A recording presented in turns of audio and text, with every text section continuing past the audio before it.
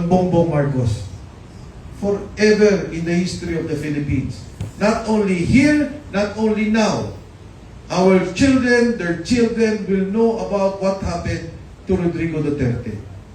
Yung pong nangyari kay President Duterte, and we have evidence to show, ginawa lang nila yung investigasyon in 2023. Nawala na po tayo sa ICC in 2017. Tama ba? 2019, 2018, we abrogated the treaty.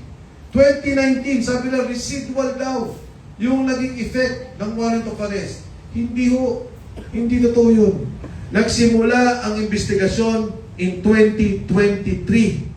At ang gumawa ng investigation to frame up, to put down and to put Duterte, to detain him and to bring him in The Hague was no less than the Philippine government headed by Bongbong Marcos.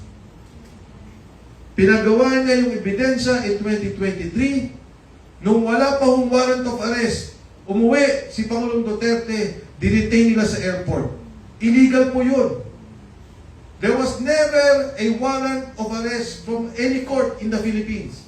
Ang nakalagay po sa treaty natin, kasi dalawa ho yan eh, merong treaty extradition with other countries. Assuming, for example, Malaysia, Korea, may extradition treaty. Meron naman tayo on the basis of a statute, which is the Rome Statute, na nagkaisa tayo under the International Criminal Court. Sumama tayo dyan. Anong nakalagay doon? Na kung anuman ang pag-aresto, rirespetuhin ang saligang batas ng anumang bansa. Whatever country, they will respect the local laws. Eh di ba sa konstitusyon natin nakalagay due process? So dapat kung ano yung nangyari sa kanila doon, dumaan sa korte rito, ibinigay kay Pangulong Duterte. Pero hindi yun eh. Talagang sinetap nila na pag-uwi ng Pangulong Duterte, i-detain nila at ilalabas ng Pilipinas at magkakaroon ng trial. Ano ang ebidensya? Ang evidence ng galing mismo sa mga tao ng Republika, sa mga tao ng gobyerno. And why is ASEAN very important now? Why is ASEAN very important here? Lahat po tayo ng ASEAN dito. We were all colonized by other countries. Singapore, UK, Laos, Cambodia, Vietnam by the French. Yung Singapore, Malaysia by the United Kingdom. Alam natin ang dumaan sa isang opresyon sa kolonyalismo. Alam natin yung naging problema ng soberenya. Lahat tayo lumaban for independence. Why will you now sacrifice a Filipino? Bring him to another country. Charge him in another court, in a foreign court, with foreign laws. Eh, pagka may OFW tayo, hindi natin alam ang kaso.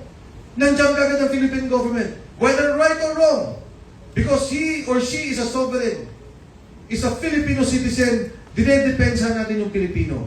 Kung minsan convicted na, we talk to the governments, pwede ba balayaan ninyo? Pwede ba i-downgrade ninyo? Ito, Pilipino, dating Pangulo, tayo humuli, tayo nagpasuko. So I understand, and I know, that the ASEAN governments, though and have experienced colonialism and the fight for sovereignty. Hindi lang ito politika. Prinsipyo, teritoryo, soberenya ng bansang Pilipinas. And so we must continue with this fight. We must petition the different governments who are here today to tell them that Cebu wants you to know, and we want to be heard, that we have a problem in this country. That our leader, former leader, a Filipino, was taken, arrested, detained, and brought against his will to another court, to a foreign court.